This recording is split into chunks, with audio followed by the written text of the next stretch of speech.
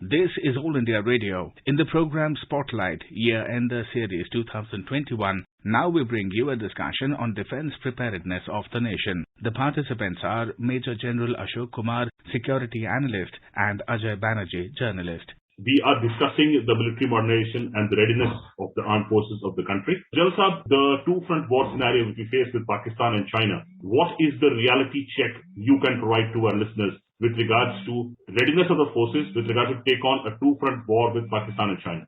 The threat is real and more pronounced on the Chinese front, which on one hand is challenging the territorial integrity, but at the same time it is coming up with enhanced resource accretion in all domains. And to meet that challenge, we have not only to modernize the combat component of our fighting forces, but we have to look at organizational structures, method of warfighting, and as to how we look at this threat without compromising our core challenges. We have to look at Pakistan and China in a manner that we are able to deal with these two fronts in a cohesive manner. Besides, whatever are the internal challenges, they can also be looked at. You refer to a very important aspect. You said the method of war fighting. Sir, how has this method of war fighting changed? In the past few years, we have been listening about artificial intelligence, machine learning, robotics. What are the new things about war fighting, sir? Actually, initially, the direct combat which we used to hear, which was of a World War II vintage, was the norm. We did use certain air power and other force projection equipments, but the current technology has given us multiple options. China, for one, has already adopted these technologies in a big way, and it is attempting to launch its forces and resources in a manner that it cripples its opponent without going into the kinetic domain. And therefore, it is very, very important for us at this juncture that we also come out of our erstwhile method of warfighting and focus on the technologically driven norms and equipments which are advanced, and the artificial intelligence, swarm drones, and so many options which are currently available, wherein the human component is taken at the back seat, and it is the technology which drives the force. The era of kinetic war fighting is receding with every passing day. Sir, this word which you use about the era of kinetic warfare being receding, I must inform the listeners, by this General Saab means that a conventional war or method of conventional war is receding. General Saab, when you talk about this, former CDS General Bipin Rawat also made this reference very often in public domain, that the traditional war systems are changing and we will face a new kind of war. And he referred to cyber war, various other aspects. What do you think could be the new way of war fighting across the world now? Actually, if you read China and its armed forces critically, you will realize that they had entrusted its Western military region with majority responsibility towards India. As against on our side, we had Northern Command, Central Command, Western Command and Eastern Command looking at the borders. So now firstly, there is a need to look at lesser number of organic structures who can address our borders.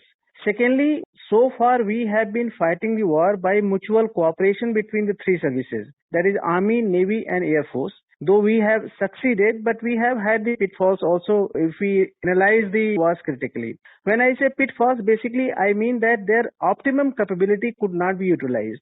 So therefore, now the integrated war fighting is going to be the buzzword, wherein we have to go in for the theaterized model, whereas all components of Army, Navy and Air Force can work together, fight together under a single commander. And at the same time, we have to look at those aspects which are very current, wherein one doesn't have to get across, like you pointed out, the issue of cyber warfare. Now, if you can polarize or neutralize the enemy equipment, their sensors, their other technologically supreme equipment by use of cyber warfare, then you don't have to physically go and destroy them. And cyber warfare can also be used in a very, very effective manner to carry forward the psychological warfare and to motivate the public opinion to further the interest of the nation.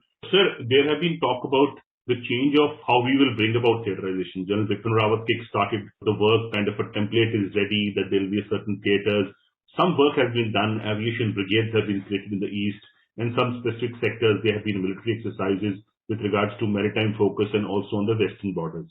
and also on the northern borders, to be precise.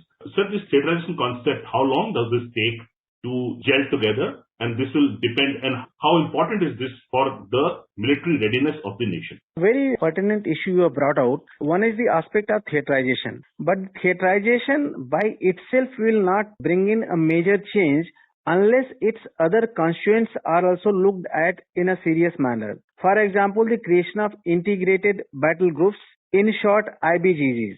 So once they are created, then the warfighting capability of that component will enhance as against the current model wherein number of units and subunits are grouped, attached and detached for warfighting. Once we do that, we have to bring the fighting component of all the three services together under a single theater commander. Because as against the cooperation mode, once the thought is vested in a command, then naturally the outcome is going to be much, much better. Otherwise, every commander will have its interest priorities and it not suit in the overall national interest. And therefore, theaterization is a key issue. Of course, we have to look at the kind of challenges which we face. Like maritime challenges on the western as well as eastern seaside are very, very important. And therefore, a maritime command, since the Navy has the core competence, so under Navy is being thought of. Similarly, on the western front against Pakistan, a land force-centric command is being thought of with other requisite components to carry the war in the enemy territory. Similar is the case on the Chinese border. However, the issue of J&K, because of its active and intense insurgency, has been kept in the current format so that it should not happen that while we are moving for the transition stage, we lose sight of this another half-front challenge which we call today 2.5 front. Sir, when you talk about theaterization, I must tell the listeners, theaterization is a concept which integrates all the three services, the Army, Navy and the Air Force. Its assets to be put under a single commander who will be responsible for a specified section of the border or a specified area facing the enemy. This is the kind of concept we're looking at. When we speak about the theaterization, how important is theaterization for our future military readiness? It's very, very critical because in an era of war fighting in which we are going to be there, it's very essential that we fuse the various subcomponents in a manner that they multiply their effect on the battle zone, whether they are launched or they are not launched. And we cannot now afford to fight the future battle with the World War II vintage structures, organizations and equipment. So therefore we have to gravitate towards this. There is no way. We may agree or disagree about the exact nature of theaterization, whether it should be with the current geographical mode, land-centric, or there should be some modification. That is a matter of debate, and I'm sure all the stakeholders involved will dwell on this as they go ahead in time. But theaterization per se is a critical need of the hour, and any delay in this will have a heavy cost to pay if we have to fight a battle with China. When we talk just numbers, China, of course, has greater numbers, and we face twin challenge from both the nations. From west is Pakistan and north is China. China's number of submarines, nuclear submarines, aircraft carriers, man-to-man numbers, ratio of the missiles, long-range missiles, the ICBMs, the intercontinental ballistic missiles, or even the number of warships it's producing, the speed of producing the warships. How do you see that, and how do we need to match up quickly? Firstly, by matching, we don't have to look at only the numbers versus numbers. On one hand, while his capability in force accretion for Army, Navy and Air Force is increasing, but at the same time, he is also facing multiple front challenges. He has a greater risk moving away from its planned integration of Taiwan, the issue of Hong Kong, multiple countries posing expansion in the South China Sea. So it is not that whatever numbers he has got extra, he can bear it only against India. And India's current effort to develop Quad and USA's effort of AUKUS and our better relationship with other countries which are surrounding or have challenges with China will force China to divide its resources on multiple fronts, and in a way it will neutralize as to how much he can bring against India.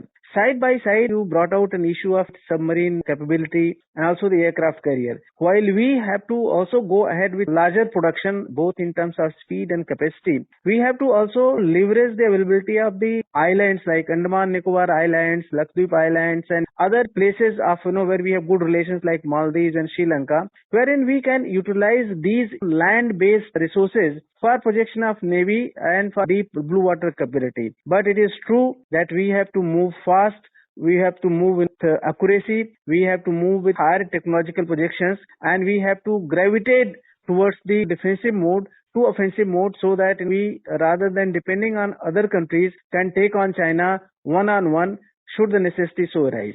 Sir, you made very pertinent points about the change in structures. Sir, the government led by Prime Minister Modi and the Raksha Mantri Mr. Rajnath Singh have made a very important change about creating a kind of corporate structure for the ordnance factory boards.